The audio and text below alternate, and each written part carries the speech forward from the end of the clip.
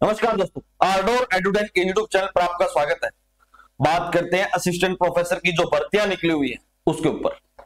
मैंने आपको पहले भी बताया था, जो ज्योग्राफी का हमारा सेक्शन है उसके ऊपर बात करेंगे। जिस किसी बच्चे का अगर नेट का एग्जाम जनवरी में हुआ था और वो उसका एग्जाम निकल गया, उसके लिए बहुत ही सुनहरा मौका रहने वाला है, क्योंकि उसने अभी अभी ताजा नेट के लिए तैयारी की थी और नेट का ही सिलेबस असिस्टेंट प्रोफेसर के भर्ती में रहेगा। सबसे पहले होगा प्री का एग्जाम, जिसको आप स्क्रीनिंग टेस्ट बोल रहे हो, और स्क्रीनिंग टेस्ट के बाद होगा मेंस का एग्जाम, जिसको आप सब्जेक्ट नॉलेज टेस्ट भी बोल रहे हो। जो मेंस का एग्जाम है वो 3 घंटे का रहने वाला है और इसमें 20 क्वेश्चन आते हैं, 200 मार्क्स का होगा। और उसके बाद होगा इंटरव्यू, और जो नंबर लगने वाले हैं वो इंटरव्यू और मेंस के लगने वाले हैं। अब क्वेश्चन की तैयारी किसकी करें, मैंने आपको पिछली वीडियो में बताया था किस चीज की तैयारी करनी चाहिए, मेंस की करनी चाहिए या फिर जो स्क्रीनिंग टेस्ट है, जो प्री का जो टेस्ट है उसकी तैयारी करनी चाहिए। अब उसी के ऊपर बात करते हैं। ये जो पूरा सिलेबस है ये रहेगा, ये है पूरा ज्योग्राफी का सिलेबस, जिसको 10 चैप्टर्स में बांटा हुआ है, जो एसपीएससी के द्वारा ही रिलीज किया हुआ है। अब इसमें से कौन सा चैप्टर पहले पढ़ना है और कौन सा चैप्टर बाद में पढ़ना है। अब आप देखोगे तो इसमें 10 यूनिट है और करीब करीब इसमें से 4 से 5 यूनिट बहुत आसान रहती है। आप 10 यूनिट में एवरेज लगाइए कि 7 क्वेश्चन रहते हैं। ये रहता है पूरा प्रोसीजर। जब आप नेट का एग्जाम दोगे वहां भी आपको ये मिलेगा कि हर एक यूनिट से 7 क्वेश्चन रहते हैं, लेकिन बाकी के जो 30 क्वेश्चन हैं, अगर 7 क्वेश्चन आएंगे तो 7 इंटू 10 70 क्वेश्चन। और ये जो 30 क्वेश्चन है ये कहां से आते हैं? जब 2017 में जो एग्जाम हुआ था असिस्टेंट प्रोफेसर ज्योग्राफी में, तो वहां सबसे ज्यादा रीजनल ज्योग्राफी से क्वेश्चन आए थे। जो सेटलमेंट का जो पार्ट है, ये वाला पार्ट, 5th पार्ट, यहां से सबसे ज्यादा क्वेश्चन आए थे। 18 to 19 क्वेश्चन थे सिर्फ और सिर्फ रीजनल ज्योग्राफी से, और उसके बाद तो सबसे ज्यादा क्वेश्चन थे वो ज्योग्राफी ऑफ इंडिया से थे। लेकिन वहीं 2014 में जब असिस्टेंट प्रोफेसर ज्योग्राफी के लिए हुआ था तब, तो वहां सबसे ज्यादा जो क्वेश्चन आए थे वो ज्योग्राफिकल टेक्निक से आए थे, यानी जो हमारी रिमोट सेंसिंग और जीआईएस की जो यूनिट है वहां से आए थे। अब जो एग्जाम है वो अनप्रेडिक्टेबल है। आप इस बार भी अंदाजा नहीं लगा सकते कि सबसे ज्यादा क्वेश्चन आने वाले कहां से हैं। जब आप नेट का एग्जाम देते हो तो वहां आपको पता है कि अगर आप 60 to 65 क्वेश्चन वहां ठीक कर लेते हो तो आपका नेट का जो एग्जाम है वो क्लियर हो जाता है। वही सेम प्रोसीजर आप यहां अपना सकते हो।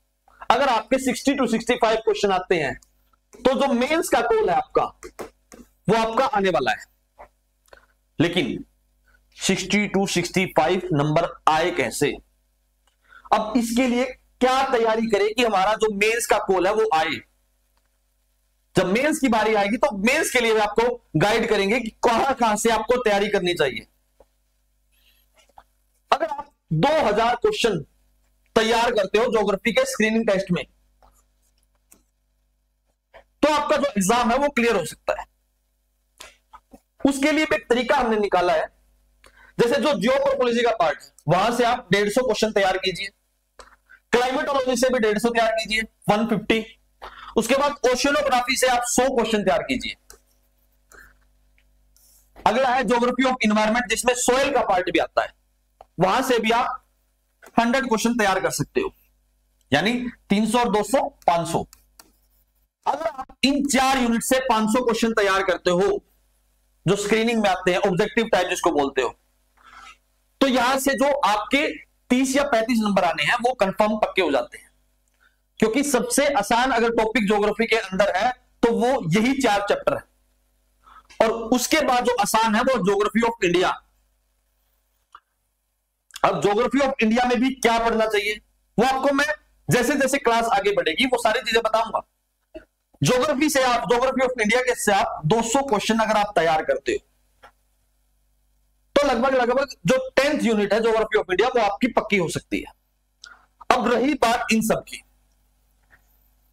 ये है सबसे डरावना चैप्टर्स। ये जो 5 यूनिट है सबसे मुश्किल आती है, और उसमें से भी आप अगर आप ज्योग्राफिकल थॉट्स को निकाल दें, यहां से भी 200 क्वेश्चन आप तैयार कर लीजिए। ये बुक किसने लिखी, जैसे यूनिफॉर्मिटिज्म का कंसेप्ट किसने दिया, डार्विन के जो कौन कौन फॉलोवर थे, उसके बाद जो डेविस पेंग की थ्योरी आएगी वो भी कहीं ना कहीं ज्योग्राफिकल थॉट्स है उससे रिलेट करता है। वो आपको समय के साथ पढ़ना पड़ेगा और सीखना पड़ेगा, क्योंकि ज्यादातर ज्योग्राफी के जो क्वेश्चन आते हैं, पहले अरब आए या ग्रीक आए, उसमें से भी फ्रेंच आए या अमेरिकन आए या यूके वाले आए, उन सब के बारे में आपसे पूछा जाता है। जो थॉट्स का जो चैप्टर है वहां से सिर्फ और सिर्फ इसी टाइप के क्वेश्चन आते हैं। दूसरा, बिहेवियरलिज्म से कौन जुड़ा हुआ है, यूनिफॉर्मिटिज्म का जो कंसेप्ट दिया था उस पर किसने काम किया, जैसे जो हीट बजट का जो चैप्टर था उस पर ब्रेनियस ने काम किया था। इस प्रकार के जो क्वेश्चन है वो आपसे पूछे जाते हैं। अब वहीं जब हम दूसरे जो चैप्टर्स हैं उनकी बात करेंगे, जैसे ज्योग्राफिकल टेक्निक्स की बात करते हैं, जीआईएस और रिमोट सेंसिंग, यहां से अगर आप 100 क्वेश्चन तैयार करते हो तो मैक्सिमम जो पोर्शन है वो आपका निकल सकता है। वहीं अब बात करते हैं पॉपुलेशन एंड सेटलमेंट। अब सेटलमेंट में भी कौन सी, अर्बन या रूरल, सबसे ज्यादा जो क्वेश्चन आते हैं वो अर्बन ज्योग्राफी से आते हैं। उसके बाद जो रूरल का जो पार्ट है वहां से सिर्फ और सिर्फ जो नाम है, किस ज्योग्राफर ने ये चैप्टर दिया, इस टाइप का जो कंसेप्ट है वो आपसे पूछा जाता है। वहीं अगला है geography of economic activity and reason development. ये जो यूनिट है यहां से आते हैं मिनरल्स, वर्ल्ड रिसोर्सेज, पॉपुलेशन में भी जो सेटलमेंट का जो पार्ट है वो यहां से जुड़ा हुआ है। जो ट्रांस ह्यूमंस का कंसेप्ट है, कैसे जो लोग हैं वो अपने आप को दूसरी जगह पर शिफ्ट कर लेते हैं, इस टाइप का जो पोर्शन है वो सबसे ज्यादा पूछा जाता है। और यही दो पोर्शन है जहां आपको 500 से ज्यादा क्वेश्चन तैयार करने पड़ेंगे। और लास्ट है कल्चरल एंड सोशल। देखो मैंने आपको यहां पॉलिटिकल ज्योग्राफी से नहीं जोड़ा, पॉलिटिकल ज्योग्राफी में मात्र 50 से 60 क्वेश्चन है, लेकिन जो कल्चरल और सोशल का जो पार्ट है वहां सबसे ज्यादा क्वेश्चन है। वहां आपको 200 प्लस क्वेश्चन तैयार करने पड़ेंगे। अब आप देख लीजिए, मैंने आपको पूरे 2000 क्वेश्चन का जो कंसेप्ट है वो आपको बताया है। वो आपको इसलिए बताया है ताकि आप उन सभी क्वेश्चन से निकलकर जो अपनी तैयारी है वो कर पाए। तो आपने जो एग्जाम दिया है वो नेट का एग्जाम दिया है, और नेट के एग्जाम में सिर्फ और सिर्फ 5 मार्क्स लेने होते हैं। इतने मार्क्स आए आपका काम चल गया। लेकिन यहां ऐसा नहीं है। अगर आप स्क्रीनिंग में नंबर ले लोगे तो वहां आप जाकर मेंस में जाकर फंसोगे। और मैं आपको पहले ही बता रहा हूं, जो ज्योग्राफी का जो एग्जाम है असिस्टेंट प्रोफेसर के लिए, वहां आपको जो यूपीएससी के जो बच्चे हैं उनके साथ कंपीट करना है। और यहां जब आप कंपीट करोगे तो यहां आपको कहीं ना कहीं जो राइटिंग का जो लॉस है वो होने वाला है। अगर आप इन सभी 10 यूनिट पर मास्टर क्लास कर लेते हो कि जो पढ़ा वो हमारे एग्जाम में आएगा, तो आपका जो काम है वो चल सकता है असिस्टेंट प्रोफेसर के लिए। और ये कोई ऐसी भर्ती नहीं है कि हर साल निकलेगी। असिस्टेंट प्रोफेसर की भर्ती अब 7 से 8 साल बाद निकली। 2017 में निकली थी, अब आप देख लीजिए 2025 आ चुका है और जून में एग्जाम लेने की बोला है। ये लगा लीजिए आपकी जो ज्वाइनिंग है वो जनवरी के अंदर होने वाली। अब हम 1 बाय 1 ये सभी जो चैप्टर्स है वो डिस्कस कर लेते हैं। सबसे पहले जियोमॉर्फोलॉजी। अब जियोमॉर्फोलॉजी में भी सबसे आपको देखना पड़ेगा सबसे पहले कि जो डेविस और पेंक है ये दोनों टॉपिक है। इसके साथ साथ जो दूसरे टॉपिक्स है, जो क्रिकमे का जो कंसेप्ट है, वुड का जो कंसेप्ट है, उनके बारे में भी जानना जरूरी है। उन सबने क्या थ्योरी दी थी, क्योंकि वहां आपसे पूछा जाएगा मैच द फॉलोइंग। और मैच द फॉलोइंग में कई बार इनसे अलग भी आपसे नाम पूछा जा सकता है। और जो वोल्केनो का जो कंसेप्ट है, कहां से कौन सा वोल्केनो होता है, बहुत सारे वोल्केनो है। पैसिफिक रिंग ऑफ फायर है जो पैसिफिक ओशियंस में है, उसमें बहुत सारे वोल्केनो है जो वर्ल्ड फेमस है। उनके बारे में भी आपको जानना जरूरी है कि उसका एक टेक्निक ये हो सकता है। आप पूरा बड़ा एक A4 साइज पेपर लीजिए और उस पेपर पर आप वर्ल्ड का मैप बनाइए और उस वर्ल्ड के मैप पर आप निशान लगाकर ये सभी वोल्केनो आप याद कर सकते हैं। ऐसा ही जो कंसेप्ट है वो लैंडस्लाइड और अवलांचेस में है। ये जो टॉपिक है जियोमॉर्फिक हैजार्ड, अर्थक्वेक वगैरह, इसका आपको क्लाइमेटोलॉजी का फैक्टर भी देखना पड़ेगा।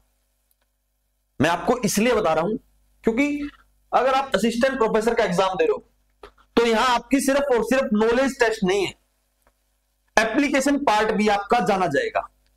आप सभी ने देखा होगा कि जो अप्लाइड जो कंसेप्ट है, अप्लाइड कंसेप्ट जिसको बोला जाता है, अप्लाइड जियोमॉर्फोलॉजी जिसको बोला जाता है, वो चीजें पूछी जाती है और वो सब आपको देखना पड़ेगा कि कैसे जो चीजें हैं वो रिलेट करती हैं, क्योंकि ज्योग्राफी चलती है रिलेशन से, और कौन सा रिलेशन आप कहां लगा पा रहे हो ये सबसे बड़ा फैक्टर है।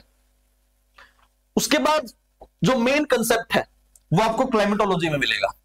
क्लाइमेटोलॉजी में भी 3 कंसेप्ट है। सबसे पहले मॉनसून का जो कंसेप्ट है, जिसको आप प्रेशर, विंड, टेम्परेचर, ह्यूमिडिटी बोल सकते हो, और वही आप कोपन, थॉर्नवाइट और थेबाथा, ये जो 3 क्लाइमेटोलॉजिस्ट हैं, इनके बारे में इनका कंसेप्ट आपको याद रहना चाहिए। और इंडिया के प्रोस्पेक्टिव से इसकी क्या इंपॉर्टेंट है, क्योंकि आप जब देखोगे कि कोपन ने भी इंडिया को 9 भागों में बांट रखा है। अब वो 9 भागों कौन कौन से हैं, वो जो आपने देखा होगा ए, बी, सी, डी और ई, ये किस किस बेसिस पर है? इवेपो ट्रांसपोर्टेशन है, या फिर टेम्परेचर के बेस पर है, या फिर ह्यूमिडिटी के बेस पर है, या फिर रेनफॉल के बेस पर है, वो आपको देखना पड़ेगा। वहीं जब आप साइक्लोन को पढ़ोगे तो साइक्लोन के भी अलग अलग कंसेप्ट है। Tropical cyclone, temperate cyclone. Temperate cyclone आपको कहां कहां दिखता है? जब एक टेम्परेट साइक्लोन किसी धरती के ऊपर से जाता है तो कैसे जो वेदर है वो चेंज होता है। उन सबको रिलेट कर आप जब पढ़ोगे तो ज्योग्राफी का जो मेन आइडिया है, जो कोर आइडिया है, जिसको आप बेसिक स्ट्रक्चर ऑफ ज्योग्राफी का बोल सकते हो, वो आपको समझ में आएगा। मैं चीजों से आपको अवगत करा रहा हूं कि आपको वो सारी चीजें समझ में आए। उसके बाद जो नेक्स्ट है वो है ओशियनोग्राफी। अब ओशियनोग्राफी क्या होता है? ओशियनोग्राफी आपको पता है कि धरती से नीचे वाला पार्ट, लेकिन वहां भी जब आप कोरल रीफ्स को पढ़ोगे तो वो भी एक बड़ा कंसेप्ट है। और कोरल रीफ्स में भी देखो आप वार्म करंट, कोल्ड करंट, ये चीजें पढ़नी पड़ेंगी। उसके बाद जो नेक्स्ट चैप्टर है वो ओशियनोग्राफी का। ओशियनोग्राफी में भी वो सब आपको देखना है जो पानी के नीचे है, और पानी के नीचे भी जो मेन इंपॉर्टेंट पोर्शन है वो है साइक्लोन, जिसको आप टाइफून वगैरह भी बोल सकते हो। और साइक्लोन कैसे बनता है वो चीजें आपको देखनी पड़ेगी। उसके बाद सुनामी है, हैजार्ड है, सी लेवल कैसे चेंज हो रहा है। और उसके बाद जो इंटरनेशनल बॉडीज हैं जो सिर्फ और सिर्फ वाटर पोल्यूशन के लिए काम करती हैं, वो सब आपको देखना पड़ेगा, क्योंकि वही चैप्टर आपको ज्योग्राफी ऑफ एनवायरनमेंट में देखने को मिलता है। अब ज्योग्राफी ऑफ एनवायरनमेंट में जब आप देखोगे environmental ethics, deep ecology, environmental hazard, Kyoto protocol, Brundtland commission, Paris agreement, ये कभी भी एग्जाम में, ये कभी भी आपको नहीं पढ़ाए जाते, ये सिर्फ और सिर्फ एग्जाम में पूछे जाते हैं, और जो है करंट का टॉपिक। और करंट में भी जब आप कोप 21 को पढ़ोगे, अब कोप 21 क्या है, कोप 29 भी हुए हैं जो बाको अजरबैजान में हुई है, ये आपको देखने पड़ेंगे कि कैसे ज्योग्राफी से इनको पूछा जा सकता है। जब मैं आपको पीजीटी के बारे में बता रहा था, एस्टेट पीजीटी के बारे में बता रहा था, तो वहां भी मैंने आपको बताया था, क्योंकि एक जो क्वेश्चन है सबसे पहला मेंस का क्वेश्चन पीजीटी में, वो करंट से रिलेटेड था, और उसमें भी क्या लिखा था कि कैसे जो इकोनॉमी है वो मॉनसून डिपेंडेंट है। अब आप इस क्वेश्चन को कैसे रिलेट कर पाओगे, और मॉनसून में कौन कौन से फैक्टर हैं जो इफेक्ट भी करते हैं और मॉनसून को फायदा भी होता है। और उसमें भी मैं आपको बताना भी भूल गया पीछे कि अल नीनो, ला नीनो का कंसेप्ट है। उसके बाद इंडियन ओशियन डाइपोल है, मैडन जूनियर ओसिलेशन है। ये सब आपको पढ़ने पड़ेंगे, और ये भी देखना पड़ेगा कि इनसे रिलेटेड जो थ्योरी है वो क्या है, क्योंकि तभी आपकी जो एग्जाम से रिलेटेड जो अंडरस्टैंडिंग है वो मजबूत हो पाएगी। अब इन्वायरमेंट का एक ऐसा टॉपिक है वो आपको कहीं से भी कुछ भी पूछ सकता है। अब अब इंडिया की भी कुछ पॉलिसी है, एजेंडा 21 से जुड़ी कुछ पॉलिसी है, नेशनल डिटरमाइंड कंट्रीब्यूशन है जिसको आप एनडीसी बोलते हो, जो हाल ही में 2023 में चेंज किए थे। ये आपको देखना पड़ेगा ना। और कैसे जो 2.5 बिलियन का हमारा गोल था वो कैसे 3 बिलियन कर दिया गया, और कार्बन न्यूट्रल का जो टारगेट है 2070 वो कैसे डिसाइड किया। तो 2047 इंडिया एक डेवलप्ड इकोनॉमी बनने वाला है। इसके पीछे ज्योग्राफिकल एंगल क्या है? वाटर स्कार्सिटी हो रही है। मैं आपको ये सारी बातें इन्वायरमेंट से रिलेटेड बता रहा हूं। वाटर स्कार्सिटी हो रही है मोस्टली जो नॉर्थ इंडिया का पार्ट है, जो हरियाणा, पंजाब, जो वेस्टर्न यूपी का है, यहां पर आपको जो वाटर है उसकी कमी देखने को मिल रही है। लेकिन सबसे पहले ये दोआब का रीजन हुआ करता था। ये कौन सी बात है भाई? क्योंकि जब आप चीजों को समझोगे तो वहां आपको अंडरस्टैंडिंग होगी कि वाटर स्कार्सिटी क्यों हुई। अब यही चैप्टर वाटर स्कार्सिटी का आप एग्रीकल्चर से रिलेट कर सकते हो। एग्रीकल्चर जो ज्योग्राफी है, जो डोई का कंसेप्ट है, डोई ने कहां स्टडी करी थी एग्रीकल्चर में, जब आप इंडियन ज्योग्राफी में पढ़ोगे डॉक्टर खुल्लर की किताब, वहां आपको अच्छे से समझ में आएगा। और यही डोई का कंसेप्ट आगे जब डॉक्टर अशोक है जो, उसने भी बता रखा है कि इंडियन इकोनॉमी कैसे डिपेंड करती है वाटर पर। नेक्स्ट जो चैप्टर है वो है सेटलमेंट का, पॉपुलेशन और सेटलमेंट। अब ये क्या चीज है? पॉपुलेशन सेटलमेंट में दो थ्योरी आपको देखने को मिलेगी, माथुस, सैडलर, ये देखने को तो मिलेगी। लेकिन जो डेमोग्राफिक ट्रांजिशन कंट्रीब्यूशन है, डीटीटी, ये जो थ्योरी है वो भी आपको पढ़नी है। और इसके बेस पर कैसे हम डिसाइड करते हैं कि डेवलप इकोनॉमी है या फिर डेवलपिंग है या फिर अंडर डेवलप्ड इकोनॉमी है। और यही कंसेप्ट जो डीटीटी का कंसेप्ट है ये सभी जगह लागू नहीं होता, ये कुछ कुछ जगह पर फेल हो जाता है। तो वहां कौन सा कंसेप्ट आएगा? और कैसे जो क्लाइमेट है वो पॉपुलेशन से जुड़ा हुआ है। जब आप देखोगे कि ट्रॉपिक्स का जो एरिया है वहां आपको पॉपुलेशन सबसे ज्यादा मिलती है।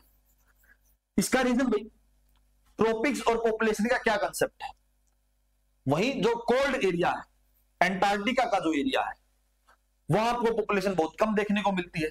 इसी वजह से जो लोग हैं, जो इंडियन जो लोग हैं, वो कनाडा या फिर ऑस्ट्रेलिया जाकर शिफ्ट होना चाहते हैं, क्योंकि वहां का जो टेम्परेचर है वो बहुत अच्छा है। दूसरी बात, जो पॉपुलेशन का जो कंसेप्ट है, दूसरी बात जो पोल्यूशन का जो कंसेप्ट है वो आपको ट्रॉपिक्स एरिया में देखने को मिलेगा। क्यों? क्योंकि पॉपुलेशन इतनी ज्यादा है तो कहीं ना कहीं रिक्वायरमेंट रहती है कि हमें इकोनॉमी डेवलपमेंट करना है। अगर इकोनॉमी डेवलपमेंट होगी तो वहीं आपको जो पोल्यूशन है वो देखने को मिलता है। उसके बाद है रूरल सेटलमेंट और अर्बन सेटलमेंट। ये क्या चीज है? और ये जो कंसेप्ट है ये किसने दिए? अमलैंड क्या होता है? अमलैंड, मैं आपसे पूछना चाहूंगा कि अमलैंड क्या होता है? रूअर्बन क्या होता है? रूअर्बन। उसके बाद urban heat island, urban heat island. और अर्बन हीट आइलैंड किससे जुड़ा हुआ है? ये जितने भी कंसेप्ट है ये आपको पता होने चाहिए, क्योंकि हाल फिलहाल में इनको पूछा जा रहा है।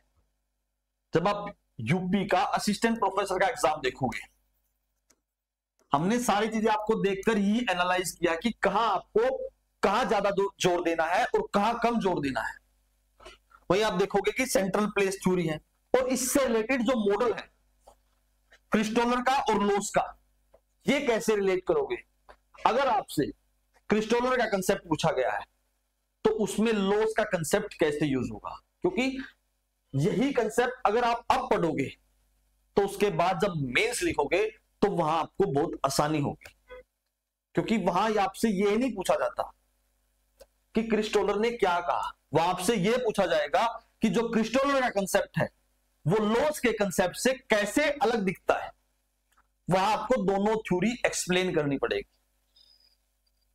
अब जो नेक्स्ट है, इसमें भी एक बात मैं आपको बताना भूल गया कि जो सैटेलाइट टाउन है, जिसको आप गुड़गांव भी बोल सकते हो, आज के दिन का जो गुड़गांव है,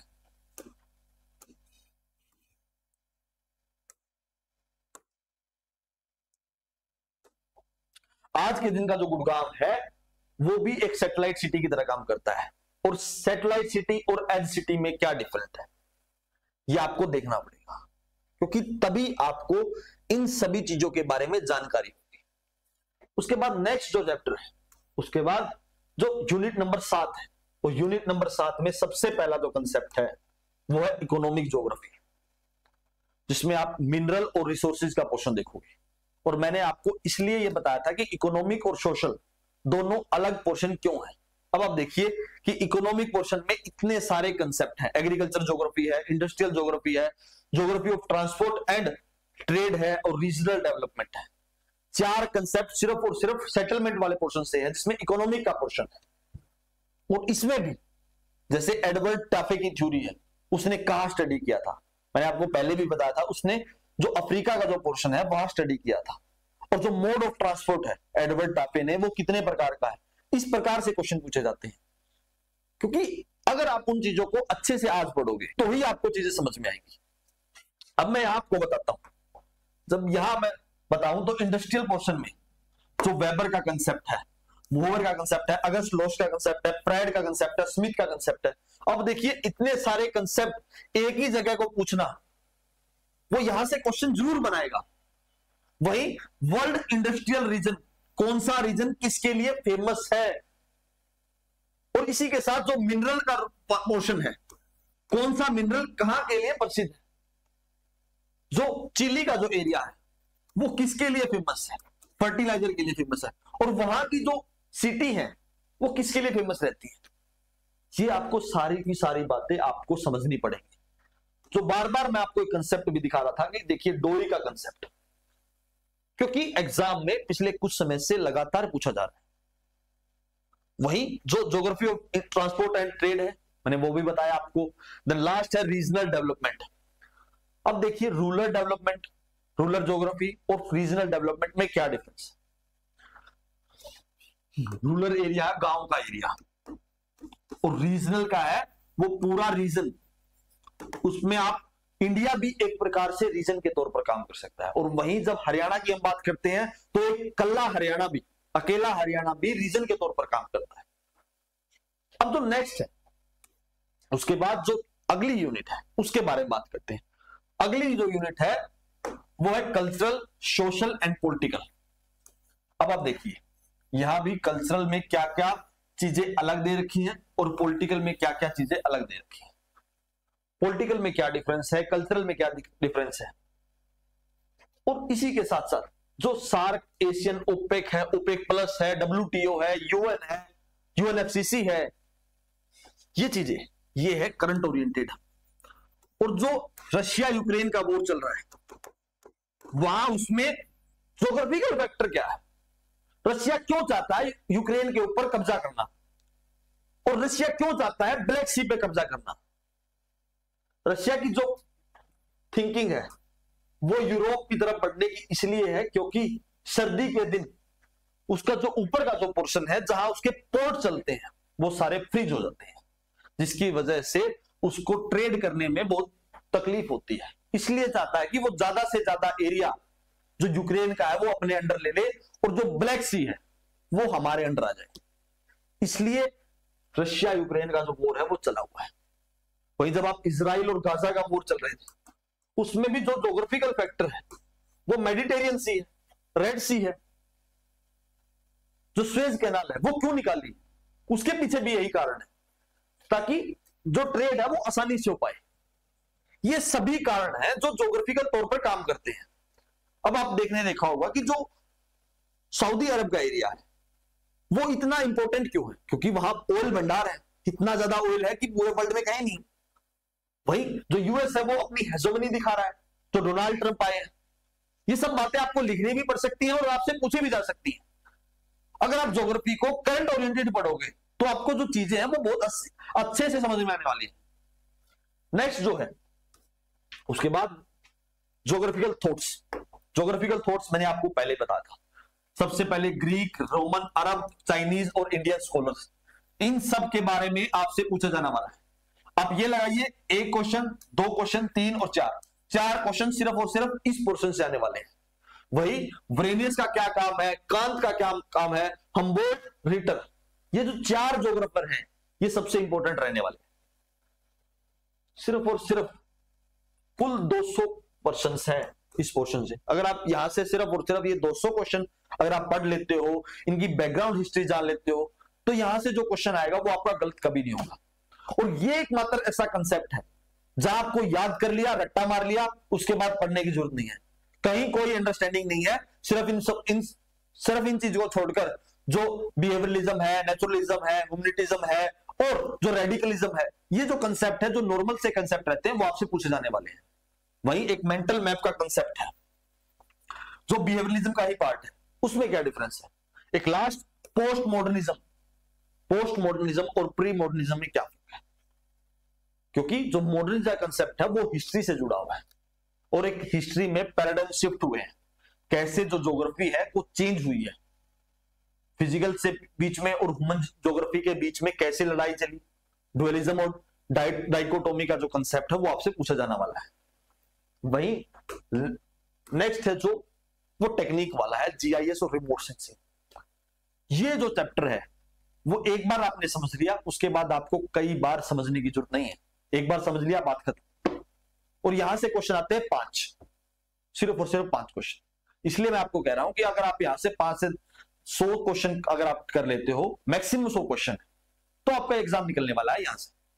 देन लास्ट है geography of India.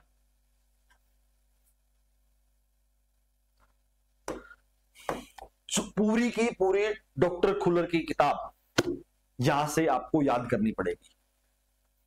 Water divide मैं आपको लिखवा रहा हूं, आप लिख लीजिए। वाटर डिवाइड क्या होता है, उसके साथ जो रीजन बेसिस पर कैसे ज्योग्राफी डेवलप हुई और कैसे जो बीमारू स्टेट है वो बीमारू कैसे बने और जो दिल्ली है वो हब कैसे बनी, उसमें आपको हमारी जो हिस्ट्री है, मॉडर्न हिस्ट्री है, उसके कुछ कंसेप्ट भी यूज होंगे। वहीं जो एग्रीकल्चर है वो एग्रीकल्चर कैसे डिपेंडेबल है और कौन सी एग्रीकल्चर कहां होती है, क्योंकि क्रॉप बेसिस पर ही एग्रीकल्चर डेवलपमेंट होती है, इंडस्ट्री ऐसे ही डेवलपमेंट होती है, जो सर्विस सेक्टर है वो भी ऐसे ही डेवलप होता है, जो एमएनसी है, जो मल्टीनेशनल कंपनी है वो भी इस प्रकार से डेवलप होती है। आज के लिए ये सब आपको बताना जरूरी था ताकि आप उन चीजों को समझ पाए। उसके बाद आपके लिए जो नई सीरीज है ज्योग्राफी के लिए असिस्टेंट प्रोफेसर में, वो आपके लिए कवर करवाई जाएगी। आप हमें कमेंट ऑप्शन में आप बता सकते हो कि कौन सा चैप्टर आपको सबसे पहले करना है। 2000 क्वेश्चन सिर्फ आपको तैयार करने हैं और मैंने आपको यह भी बता दिया वो कहां से तैयार करने हैं।